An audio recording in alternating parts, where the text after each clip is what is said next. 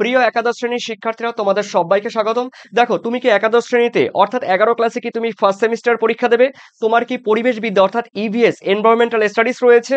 তো অবশ্যই সেগুলো ভিডিও আমি দিয়েছি, তোমরা দেখে দেখে আসতে পারো। কিন্তু এই মুহূর্তে তোমাদের মোবাইলের সামনে তোমরা দেখতেই পাচ্ছ তোমাদের একাদশ শ্রেণীর ভূগোলের, তোমাদের ভূগোলের সেমিস্টার ওয়ানের তোমরা যারা পরীক্ষা দিতে চলছো বা কয়েকদিন পরেই তোমাদের হাতে গোনা 2-3 দিন পরেই তোমাদের পরীক্ষা শুরু হয়ে যাবে। তো এই মুহূর্তে আমি তোমাদের ভূগোলের একাদশ শ্রেণীর ভূগোলের সব থেকে বড় একটি অধ্যায় তোমাদের সামনে আমি উপস্থাপন করতে চলেছি। অবশ্যই কিন্তু দেখো, এটি কিন্তু তোমাদের ভূগোলের সব থেকে বড় একটি অধ্যায়, এবং যেটি তোমাদের এটি পার্ট 4। এই পার্ট 4-এর দেখো তোমাদের এমসিকিউ উত্তর সহ আমি তোমাদের সামনে উপস্থাপন করতে চলেছি। তো চলো উত্তরগুলো দেখে নেওয়া যাক। দেখো প্রিয় শিক্ষার্থীরা, রয়েছে দেখো তোমাদের এখানে রয়েছে ভূমিরূপ প্রক্রিয়া ও সৃষ্ট বা গঠিত ভূমিরূপ। তো এখানে রয়েছে ফার্স্ট সেমিস্টারে তোমাদের রয়েছে দেখো ভূগোলের ভূমিরূপ গঠনকারী প্রক্রিয়া সেমিস্টার 1 আর পার্ট কিন্তু রয়েছে 4। তবে একটু কষ্ট করে তোমাদের পড়তে হবে, কোনো টেনশন নেই, আমি সমস্ত কিছু বলে দেবো। তাহলে দেখে নাও ফার্স্ট কোয়েশ্চেন। ফার্স্ট কোয়েশ্চেন রয়েছে দেখো, বেরিঞ্জার ক্রেটার কিসের ফল? দেখো, মহাজাগতিক ফল। বেরিঞ্জার ক্রেটার বা একটি কিন্তু হ্রদ রয়েছে। তো এই বেরিঞ্জার ক্রেটার কিসের ফল? একটি মহাজাগতিক উল্কাপিণ্ডের ফলে কিন্তু এই বেরিঞ্জার ক্রেটার তৈরি হয়েছে। তোমরা এটা দেখবে, এটা ডবল স্টার চিহ্ন রয়েছে। এরপরে রয়েছে দেখো তোমাদের পরের কোশ্চেন, সেকেন্ড কোশ্চেন। দেখো, এন্ডোজেনেটিক। এন্ডোজেনেটিক শব্দের ব্যুৎপত্তিগত অর্থ কি? দেখো, অন্তর্জাত অন্তর্জাত। এন্ডোজেনেটিক কথার মানে হলো অন্তর্জাত।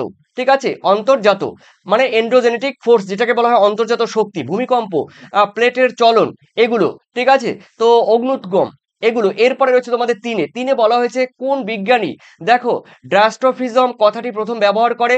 দেখো, উত্তর কিন্তু হবে জিকে গিলবার্ট। তোমরা জানো অনেকে। এরপরে রয়েছে তোমাদের চারে। চারে বলা হয়েছে এইপেরোস। এইপেরোস শব্দের অর্থ কি? এইপেরোস শব্দের অর্থ কিন্তু মহাদেশ। ঠিক আছে, আমি বলে দিচ্ছি, দেখো ব্যাখ্যা করছি না, ব্যাখ্যা করতে গেলে অনেক টাইম লাগবে। নিচের কোনটি মহীভবক আলোড়নের সঙ্গে সম্পর্কযুক্ত? মহীভবক আলোড়নের ফলে কিন্তু ভঙ্গিল পর্বত তৈরি হয়। এর পরের কোশ্চেন আমি দেখে নিচ্ছি। দেখো, ডবল স্টার চিহ্ন দেওয়া রয়েছে। মহীভবক আলোড়নের ফলে গঠিত হয়েছে কি গঠিত হয়? দেখো, মহীভবক আলোড়নের ফলে কিন্তু গঠিত হয়েছে মালভূমি। তোমাদের 4টি অপশন থাকবে এমসিকিউর। এমসিকিউর কিন্তু 4টি অপশন থাকবে।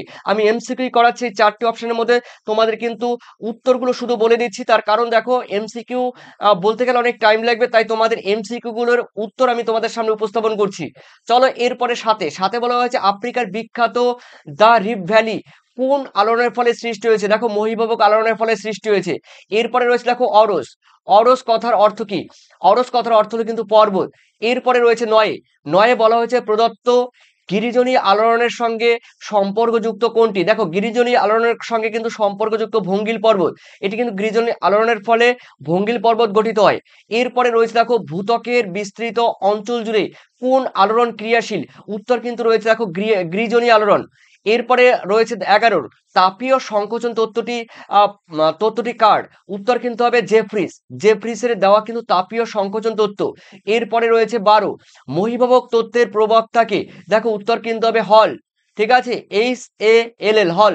ঠিক আছে, এরপরে রয়েছে দেখো তোমাদের 13 পরিচলন স্রোত তত্ত্বের প্রবক্তাকে?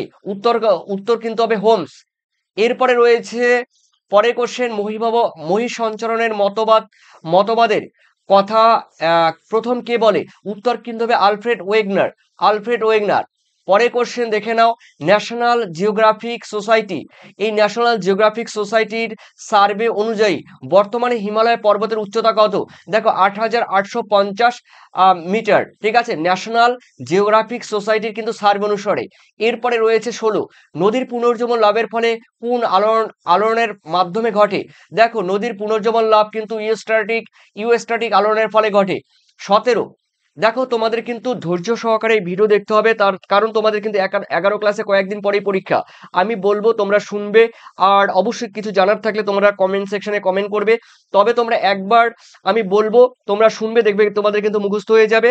আর সেই সঙ্গে আমি বলে রাখি, দেখো এটি সব থেকে বড় অধ্যায়, একটু ভিডিও লেন্দি হবে, অনেকটা টাইম লাগবে। তো ধৈর্য সহকারে তোমরা দেখো, কিছুটা যদি সময় নাও হয় কিছুটা দেখে পরবর্তী পর্যায়ে তোমরা দেখে নেবে।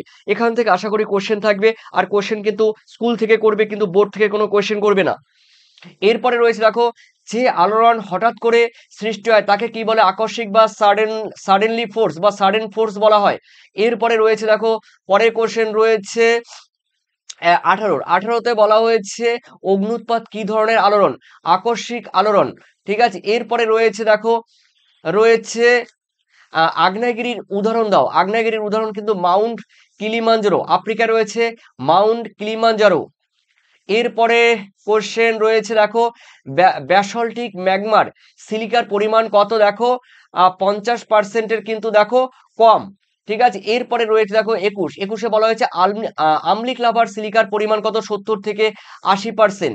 এরপরে রয়েছে আম্লিক লাভার অপর নাম কি? দেখো ফেলসিক, ফেলসিক, ফেলসিক লাভা। পরে কোশ্চেন রয়েছে 23, দেখো মধ্যবর্তী লাভার সিলিকার পরিমাণ কত? 50 থেকে 60%। পরের কোশ্চেন রয়েছে 24, বলা হয়েছে ক্ষারকীয় লাভার অপর নাম কি? দেখো ম্যাফিক, ম্যাফিক লাভা। 25-এর বলা হয়েছে ক্ষারকীয় লাভার সিলিকার পরিমাণ কত? দেখো 50%-এরও কম। 26, ব্যাসল্ট লাভার উদাহরণ কি? দেখো ব্যাসল্ট লাভার উদাহরণ দাও। উত্তর কিন্তু হবে দেখো ক্ষারকীয় লাভা। পরের কোশ্চেন দেখে নেওয়া রয়েছে 27, বালিশের মতো আকার বিশিষ্ট লাভাকে কি বলে? Pillow lava, pillow lava. 28-এ রয়েছে অতি ক্ষারকীয় লাভার সিলিকার পরিমাণ কত? দেখো 45%-এর কম। এরপরে রয়েছে দেখো তোমাদের 29-এ বলা হয়েছে ঝামা ইটের মতো খড়খড়ে পৃষ্ঠদেশ যুক্ত লাভাকে কি বলে? উত্তর কিন্তু হবে লাভা। ঠিক আছে, এরপরে রয়েছে ডবল স্টার, দেখো পাকানো দড়ির মতো আকৃতি বিশিষ্ট মসৃণ লাভাকে কি বলা হয়? দেখো পা হো হো।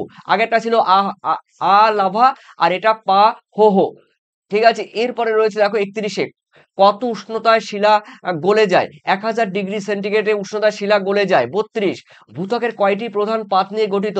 উত্তর কিন্তু হবে প্রধান পাত 7টি, আর ক্ষুদ্র পাত কিন্তু রয়েছে 20টি। এরপরে তোমরা ফলো করো 33-এ বলা হয়েছে মধ্য আটলান্টিক শৈলশিরা বলয় কোন দুটি পাতের ফলে সৃষ্টি হয়েছে? উত্তর হবে ইউরেশীয় পাত, আর রয়েছে আমেরিকান পাত। এই দুটি পাতের কিন্তু দেখো সংযোগস্থলে কিন্তু রয়েছে মধ্য আটলান্টিক শৈলশিরা তৈরি হয়েছে।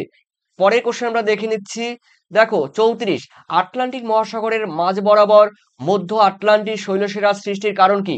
উত্তর হবে প্রতিসারি পাত সীমান্ত অগ্নুদ্গম, প্রতিসারি পাত সীমান্তে অগ্নুদ্গম। হটস্পট কাকে বলে? দেখো তীব্র তাপমাত্রা যুক্ত অন্তঃপ্লেট অঞ্চল, এটা হলো হটস্পট অঞ্চল। এরপরে রয়েছে তোমাদের 36-এ পৃথিবী জুড়ে কয়টি হটস্পটের অবস্থান রয়েছে? 21টি। পরে কোশ্চেন রয়েছে 37, ভূ অভ্যন্তরের ম্যাগমার ঊর্ধ্বমুখী প্রবাহকে প্লিউম বলে। খুবই গুরুত্বপূর্ণ কোশ্চেন। এরপরে দেখে নিচ্ছি তোমাদের 38-এ পৃথিবীর সর্বোচ্চ আগ্নেয়গিরির নাম কি? দেখো হাওয়াই দ্বীপের মৌনা লোয়া। এখন কিন্তু রয়েছে দেখো নেভেদো ওদোস ডেল সালাডো, নেভেদোস ওদোস ডেল সালাদো, এটা কিন্তু হবে এখন কিন্তু পারফেক্ট আনসার। এরপরে 39-এ ডবল স্টার, ভারতের একটি সক্রিয় আগ্নেয়গিরির নাম কি? আন্দামানের ব্যারেন দ্বীপ। ঠিক আছে, আন্দামানের ব্যারেন দ্বীপ। এরপরে রয়েছে তোমাদের দেখো 40, স্ট্রম্বোলিও আগ্নেয়গিরি দেখা যায় কোথায়? ইতালির লিপারি দ্বীপে, যেটি ভূমধ্যসাগরীয় অঞ্চলে রয়েছে। এরপরে রয়েছে স্ট্রম্বোলিও ভূমধ্যসাগরের আলোক স্তম্ভ কাকে বলে? স্ট্রম্বোলিও কি ভূমধ্যসাগরের আলোক স্তম্ভ বলে? এ নিয়ে কিন্তু একটি গল্প আছে। এরপরে 42, কোন ধরনের অগ্নুৎপাতের নির্গমন গ্যাস গ্যাস ফুলকপির উজ্জ্বল মেঘ তৈরি করে? অর্থাৎ ফুলকপির মতো এরকম দেখো ম্যাগমাগুলো কিন্তু বাইরে বেরিয়ে আসে, সেটি কোনটার ক্ষেত্রে? দেখো উত্তর কিন্তু হবে ভিসুভিয়াসের ক্ষেত্রে। এরপরে রয়েছে 43, বলা হয়েছে ভলক্যানীয় শ্রেণীর আগ্নেয়গিরি কোথায় দেখতে পাওয়া যায়? ভূমধ্যসাগরীয় লিপারি দ্বীপে। খুবই গুরুত্বপূর্ণ কোশ্চেন। 42, বলা হয়েছে দেখো সর্বাধিক সর্বাধিক বিধ্বংসী বিধ্বংসী বিধ্বংসী অধিক অধিক বিস্ফোরণ যুক্ত অগ্নুৎপাতের নাম কি? প্লিনীয় ধরন বা ভিসুভিয়াস। এরপরে রয়েছে তোমাদের পরে কোশ্চেন রয়েছে 45-এর, ইন্দোনেশিয়ার ক্রাকাতোয়া হলো কি? একটি দেখো বিস্ফোরণ জ্বালামুখ।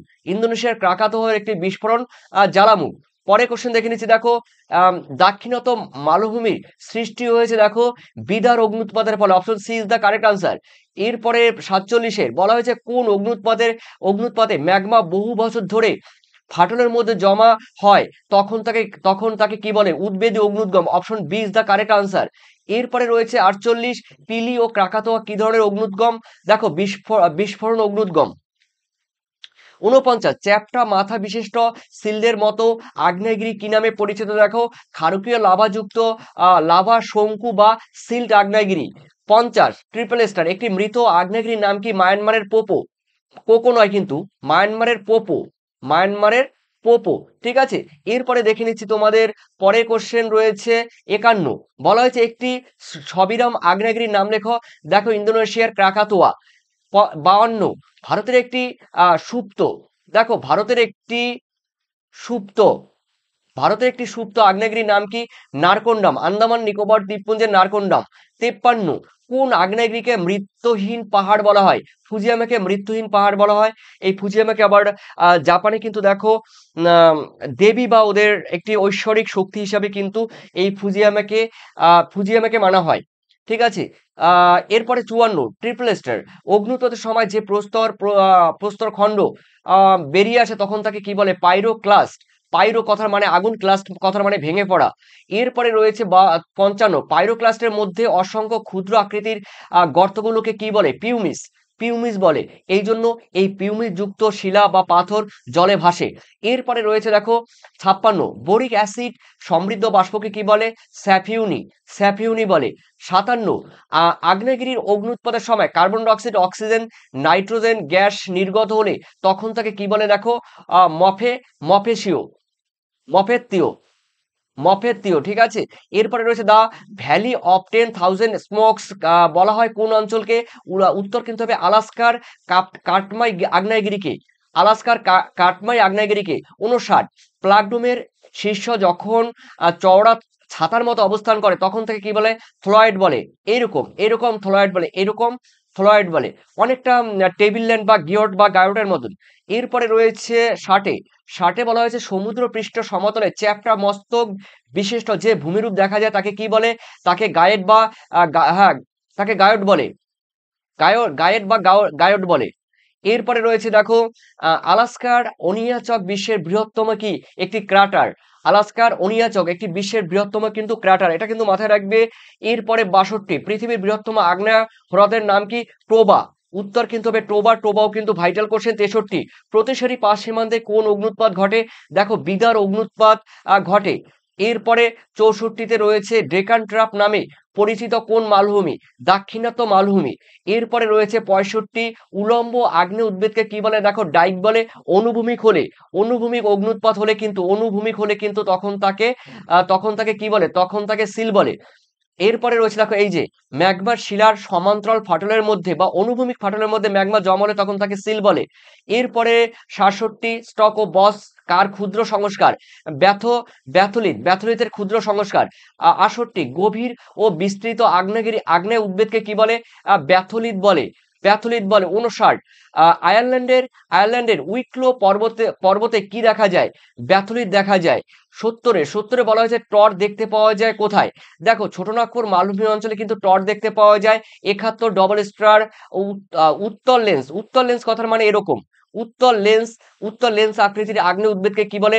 দেখো ল্যাকোলিথ বলা হয়। এরপরে অবতল হলে, দেখো হলে তখন তাকে কি বলা হয়? আহ অবতল আকৃতি বিশিষ্ট উদ্ভিদকে অগ্নুৎপাতকে কি বলা হয়? দেখ এটি কিন্তু হবে ল্যাকোলিথ নয়, এটা হবে লোপোলিথ, লো লোপোলিথ। ঠিক আছে, এটা হবে লোপোলিথ।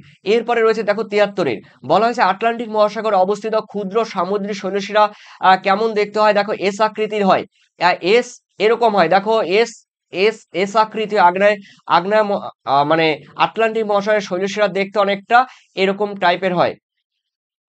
ঠিক আছে, এস আকৃতি।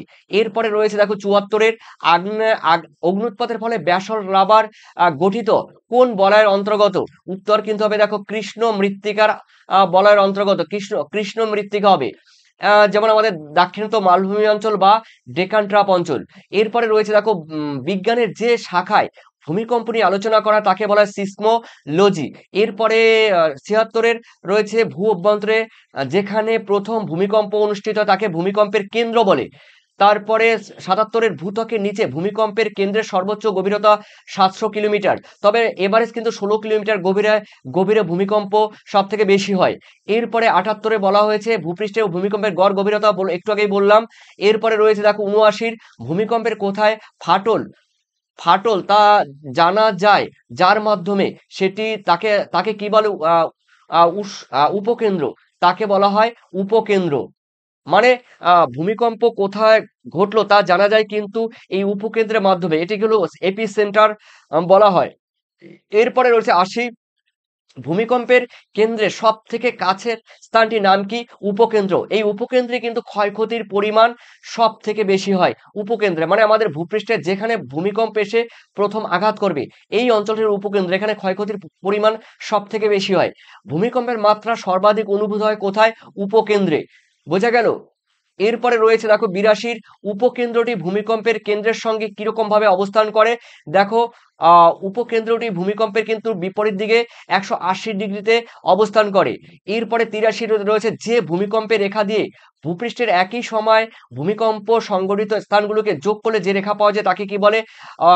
হোমো সিসমাল হোমোসিসমাল লাইন বলা হয়, অর্থাৎ সমভূমিকম্প রেখা বলা হয়। ৮৪ বলা হয়েছে ভূমিকম্পের কম্পন ছড়িয়ে পড়ে কিসের আকারে? তরঙ্গের আকারে।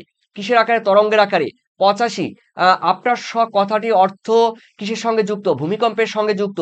কোনো একটা অঞ্চলে ভূমিকম্প হলে তার ২৪ ঘন্টার মধ্যে কিন্তু আবার ভূমিকম্প হলে তখন তাকে আফটার শক বলা হয়। ঠিক আছে? আফটার আফটার তখন থেকে আফটার শক বলা হয়। শক বানানটি একটু দেখে নিয়ে এসো। সি এই শক হতে পারে, তো অবশ্যই দেখে নিও। এরপরে সিসমিসিটি বলতে কি বোঝায়? দেখো ভূমিকম্পের প্রবণতাকে।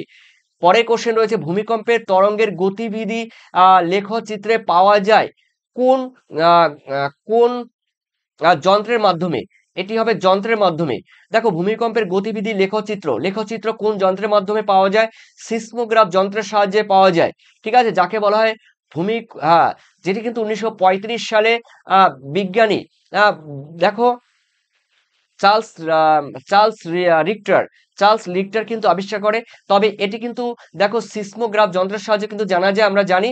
আর ভূমিকম্প লিক যন্ত্র কিন্তু আবিষ্কার করে চার্লস রিক্টার।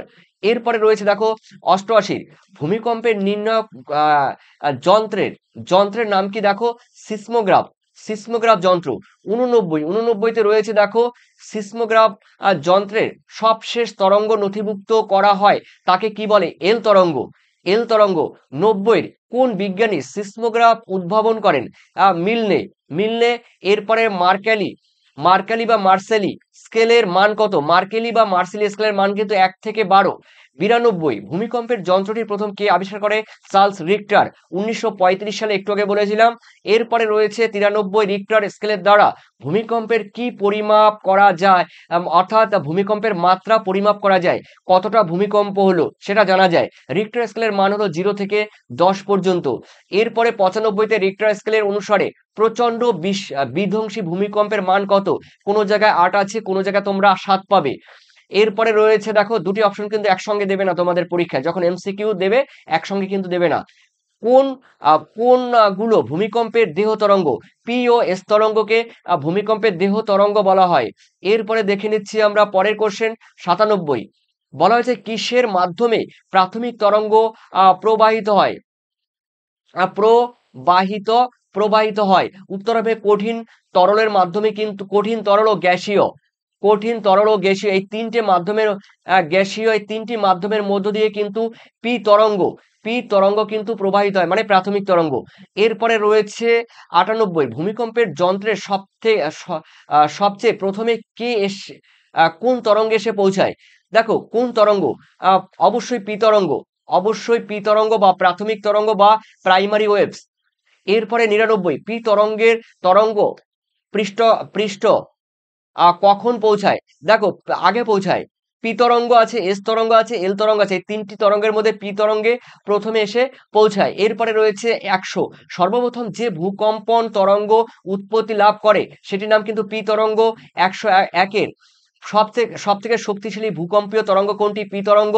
আর সব থেকে পরের কোশ্চেন, সব মাধ্যমের মধ্য দিয়ে কোন তরঙ্গ ভ্রমণ করতে পারে বা যেতে পারে? পি তরঙ্গ কঠিন, তরল, গ্যাসীয় সমস্ত পদার্থের মধ্য দিয়ে যেতে পারে। 103 পি তরঙ্গের গতিবেগ কত? সেকেন্ডে 5 থেকে 14 কিলোমিটার। এরপরে 104 খুবই গুরুত্বপূর্ণ, ভূমিকম্পের এস তরঙ্গ অতিক্রম করে কেবল কঠিনের মধ্য দিয়ে, কঠিন পদার্থের মধ্য দিয়ে কিন্তু ভূমিকম্পের এস তরঙ্গ অতিবাহিত করে। এরপরে 105 উপকেন্দ্র থেকে সৃষ্ট তরঙ্গকে কি বলা হয়? পৃষ্ঠ তরঙ্গ বলা হয়। 106 ভূমিকম্পের পৃষ্ঠ তরঙ্গ কোনটি? র্যালে তরঙ্গ বা লব তরঙ্গ। র্যালে তরঙ্গ বা লব তরঙ্গ বা লাভ তরঙ্গ বলা হয়। এলো ভি লাভ তরঙ্গ বলা হয়। এরপরে রয়েছে 107 এল তরঙ্গের প্রভাব হলো কি? কেবল কঠিন। এল তরঙ্গ কঠিন পদার্থের মধ্যে যায়, আর এস তরঙ্গ কঠিন পদার্থের মধ্য দিয়ে যায়। এরপরে রয়েছে 108 বলা হয়েছে সর্বাধিক ধ্বংসাত্মক ভূকম্পীয় তরঙ্গ কোনটি? খুবই গুরুত্বপূর্ণ, ট্রিপল স্টার এল তরঙ্গ। সব থেকে এর গতিবেগ কম কিন্তু ক্ষয়ক্ষতির পরিমাণ সব থেকে বেশি। 109 সব থেকে ধীরগামী তরঙ্গ কোনটি? এল তরঙ্গ, কিন্তু ক্ষয়ক্ষতির পরিমাণ সব থেকে বেশি। 110 মধ্য আটলান্টিক শৈলশিরায় দুটি বিপরীতমুখী পাত সীমান্তে ভূমিকম্প সংঘটিত হয় কিসের ফলে? উত্তর কিন্তু হবে অগ্ন্যুৎপাতের ফলে। 101 অধিকাংশ সমস্থিতিক ভূমিকম্প দেখা যায় কোথায়? নবীন ভঙ্গিল পার্বত্য অঞ্চলে সব থেকে ভূমিকম্প বেশি দেখা যায়, যেমন হিমালয় পার্বত্য অঞ্চলে। 112 বলা হয়েছে ভূমিকম্পের একটি প্রাকৃতিক কারণ কি? পাত সঞ্চালন এবং অগ্ন্যুৎপাত। 113 কত সালে গুজরাটের ভুজে ভূমিকম্প হয়? উত্তর কিন্তু হবে 2001 সালে। ঠিক আছে, এরপরে রয়েছে দেখো পৃথিবীর কোন দেশে দিনে 20 বার অন্তত অ্যাটলিস্ট 20 বার ভূমিকম্প হয়? জাপানে। তাই জাপানকে ভূমিকম্পের দেশ বলা হয়। ভূমিকম্পের দেশ জাপানকে বলা হয়। 116 কোন নদীতে কৃত্রিম জলাধার নির্মাণের ফলে ভূমিকম্প হয়েছিল বিজ্ঞানীরা মনে করেন? দেখো কয়না, মহারাষ্ট্রের কয়না নদীতে 1966 সালে। এরপরে রয়েছে তোমাদের 117 পৃথিবীর সর্বাধিক ভূমিকম্প ঘটে কোথায়? প্রশান্ত মহাসাগরীয় আগ্নেয় মেঘলায়। এরপরে রয়েছে 118 আন্তর্জাতিক ভূমিকম্প সমীক্ষা কেন্দ্রটি কোথায় রয়েছে? ক্যালিফোর্নিয়ায় রয়েছে। এরপরে 119 ভারতের সর্বাধিক ভূমিকম্প প্রবণ অঞ্চলটির নাম কি? হিমালয় পার্বত্য অঞ্চল বা নবীন হিমালয় পার্বত্য অঞ্চল। 120 ভারতের সবথেকে কম ভূমিকম্প প্রবণ অঞ্চলের নাম কি? উপদ্বীপীয় মালভূমি অঞ্চল। 121 আর নিম্নলিখিত কোন কারণের জন্য সাধারণত সমুদ্র তরঙ্গের সৃষ্টি হয়? দেখো পাতের চলন বা প্লেটের চলন, বিতে অগ্নুৎগম, চ্যুতির সৃষ্টি, উপরের সবগুলোই, তার মানে D is the correct answer. এরপরে রয়েছে দেখো তোমাদের 122 পৃথিবীর কোন অঞ্চলে সব থেকে বেশি সমুদ্র কম্পন পরিলক্ষিত হয়? আর হিমালয় পার্বত্য অঞ্চলে। এরপরে রয়েছে তোমাদের বলা হয়েছে দেখো, হ্যাঁ হিমালয় পার্বত্য অঞ্চলে রয়েছে, ভারত মহাসাগর উপকূলীয় অঞ্চলে রয়েছে।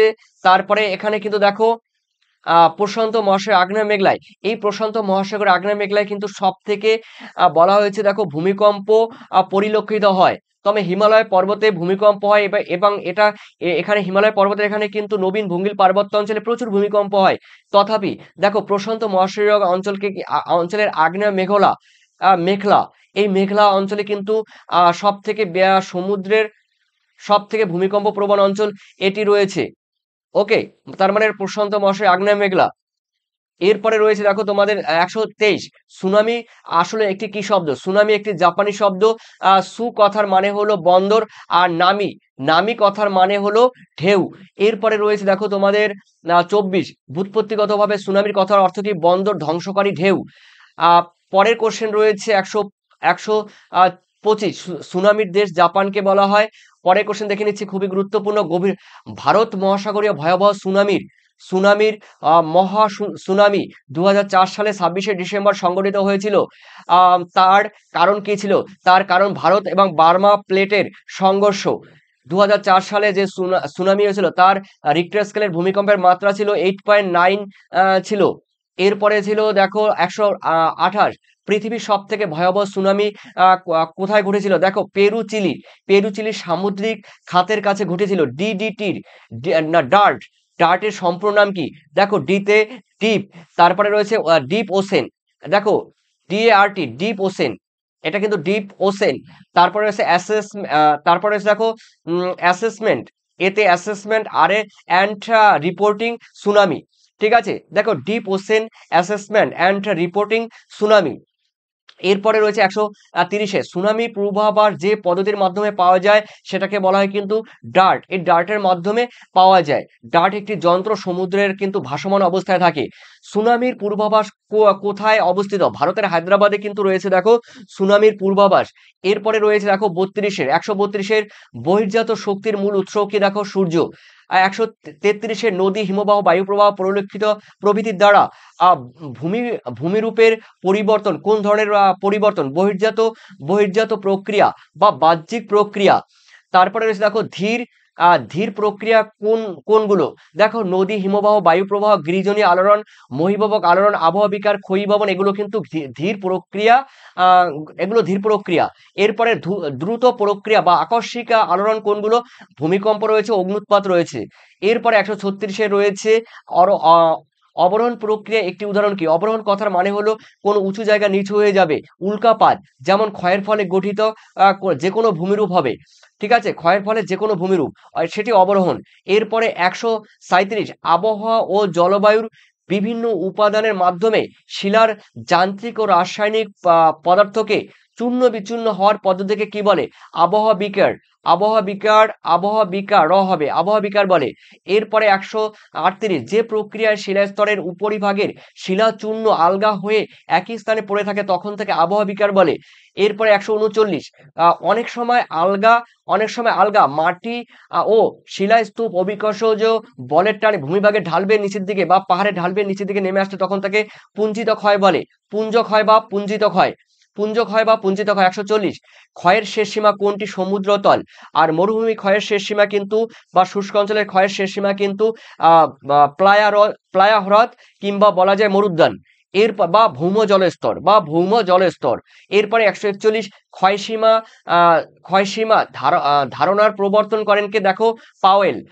এরপরে 142 কোন প্রক্রিয়ার সঙ্গে ক্ষয় শব্দটি সর্বাধিক সম্পর্কযুক্ত?